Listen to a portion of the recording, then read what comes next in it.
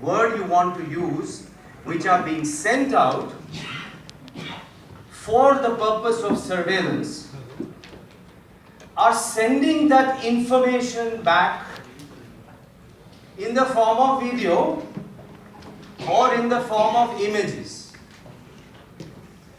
The other common part that we saw, that there is a command center that is watching that video live.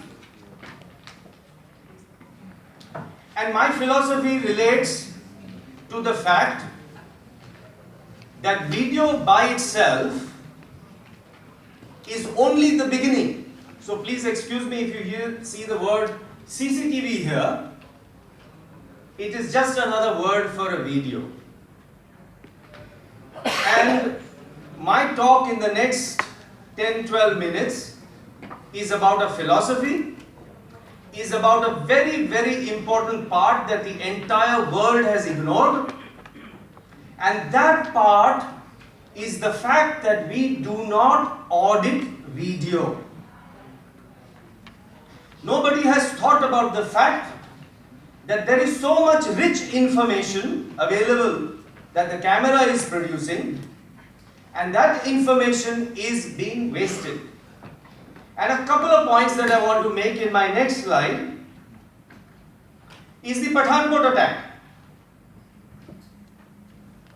and the corporate espionage case in Delhi. I have tons of data where I can prove that CCTV by itself or video by itself is not enough. And unless we audit that video, unless we take a relook at what the cameras have been seeing, we will continue to suffer. So harsh as it may sound, but this is a reality. So in the Pathankot attack, when the investigations were completed, they realized that the route that the terrorists took, there were 11 petrol pumps, 7 or 8 of them had cameras.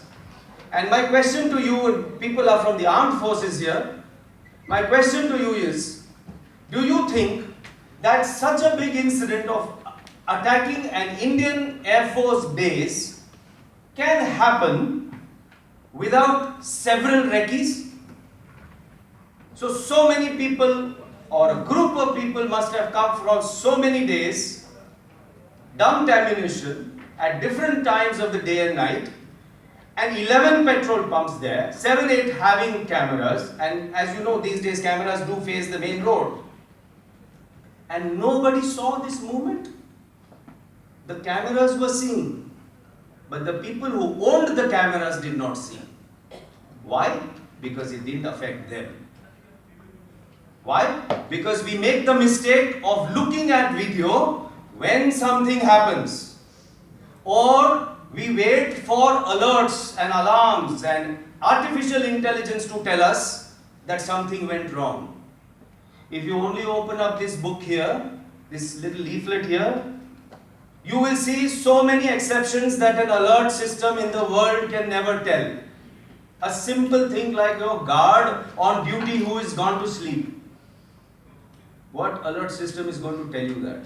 It's not possible.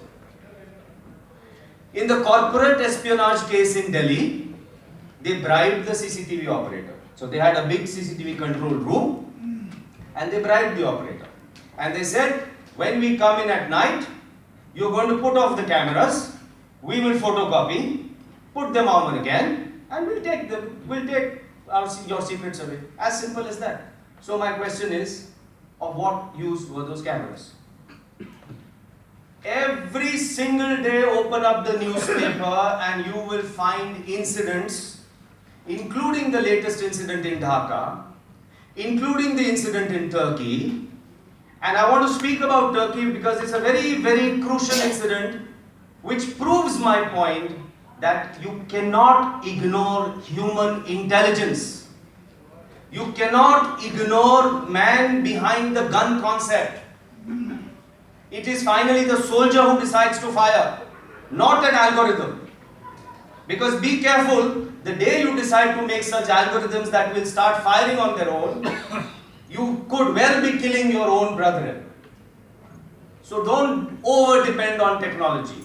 You should have a healthy mix of human intelligence and artificial intelligence. So there must be something fundamentally wrong that in spite of having so many cameras, we still had a case like Turkey, we still had a case like Brussels.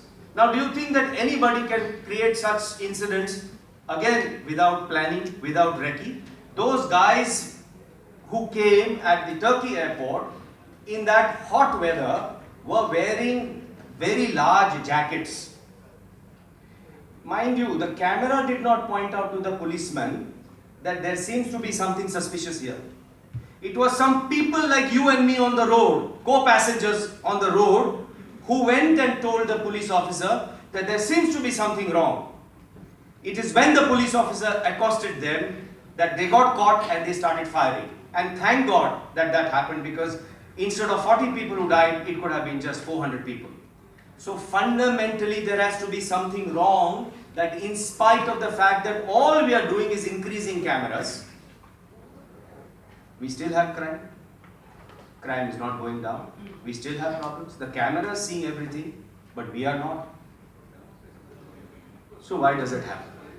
Because we do not review, we do not audit what the cameras have seen. So why doesn't anybody audit video? A, nobody has thought about it. It's pretty much like saying, how come there was no Facebook 12 years ago? Nobody thought about it. B, and a more realistic thing is that it's very difficult to audit. How can you audit 24 hours of data? Multiple cameras. But if those 24 hours of data can be shown to you without missing anything, with human intervention, in 24 minutes, would you not like to make it into a standard operating procedure that whatever the cameras have been showing us, usko check kar lo, please see it. Because it is possible that your operator could have missed something which you may not miss during the auditing process. Please remember, take a look at our 2G scan, take a look at the coal scan, take a look at the CWG scan. When were they discovered and how were they discovered? During the audit process. Because auditing is a very dedicated and disciplined exercise. So in the same way, please check your video as a standard operating procedure. So what's this got to do with UAVs? Plenty. Simple, fundamental. You are sending out UAVs. The UAVs are sending video back. Just check the video that the UAVs have sent back to you, and you will start discovering wonderful information on which you can take actionable intelligence.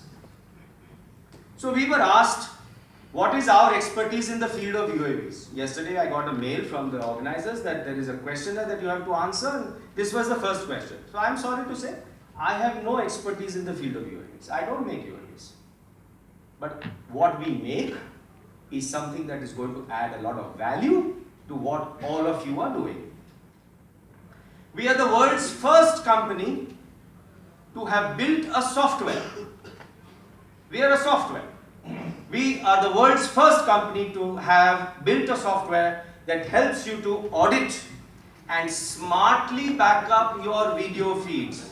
This is another problem with video. It gets overwritten after 3 months, 4 months, 5 months. In our case, you can have relevant video tagged and searchable after 1,000 years, and you can hold me to it. What does our software do? Simple. Our software sits on top of your video feed on a PC. Like you mentioned, rugged laptops where you get your feed on the command center. And every 1 second our software converts your video feed into a screenshot. So the consolidated 25 frames that make 1 second, it is that 1 second that we captured. So we reduced your data size by 25 times without missing anything. Number 2, we give you a smart backup, as I said, so that even if your recorder is destroyed, you know, recorders are prone to being stolen. We had a case in Bombay 3 days ago. 9 crores of rupees stolen, and the recorder also went. The software has a capability of backing up this data on a remote location so you'll never lose your data. And third, it will report incidents in PowerPoint automatically, which makes it very easy for you to share. What should be the outcomes from any video? 3. Crime and loss prevention, improvement of your processes, and faster solving of crime. Does our software work with any camera? The answer is yes. CCD, CMOS, analog, body worn, old camera, current camera, cameras that will be produced 10 years later, our software will work. Why? Because we just sit as a layer on top of a video feed. You just bring the video feed, we'll do the rest. What is the relevance with UAVs? So there was a disclosure made in the year 2012 that the US Air Force recorded 1,000 hours of drone video per day in 2012, and this article says that this could have exponentially gone up. The problem that the US Air Force itself is facing is how to review so much video. A dedicated team monitors live as well as recorded video feeds from UAVs and drones. They are using this video for later analysis. What is later analysis? Auditing. To do what? To search for patterns of insurgent activity. So the information that is even 2 days old is important information. That is 2 years old is important information. Use that information. Don't lose it. They are trying to prevent an overload of video and learning how quickly to share relevant video. All this our software will do for you. There is a limit, please remember, even the US Air Force is admitting that there is a limit on what automated systems can do. You need somebody, this is very important, you need somebody who's trained and is accountable in recognizing that that is a woman, that is a child, and that is someone who is carrying a weapon. And the best tools for that are still the eyeball and the human brain, not artificial intelligence. Everybody goes towards live and central monitoring without realizing that there is something called video blindness. Research shows, and I'm happy to share it with anybody who wants, that in 12 minutes, an operator becomes 45% video blind. In 22 minutes, he is 90% video blind. So even though he is watching, and I'm not talking about the armed forces because you have special training and so on, you are much better. I'm talking about a regular CCTV operator. So while he is watching, he is actually blind. Things don't register. Finally, coming to the end of my presentation, I'm talking about signage. See, the world doesn't like to adopt standards. This is a problem. Please look at the various kinds of CCTV signs around the world. Just Google it, you will find 500 different images. Yet crime takes place. Compare this sign to what I'm going to show you next. Standardize this sign. Standardize the size, standardize the color, standardize the message. Say the message should be not you are under video surveillance. The message should be हम CCTV की जांच रोज करते हैं. Then look at the difference. I request some help from anyone who is willing to give this help to me. This is a social responsibility from my organization. We have decided to give this software for free to all places of worship world over.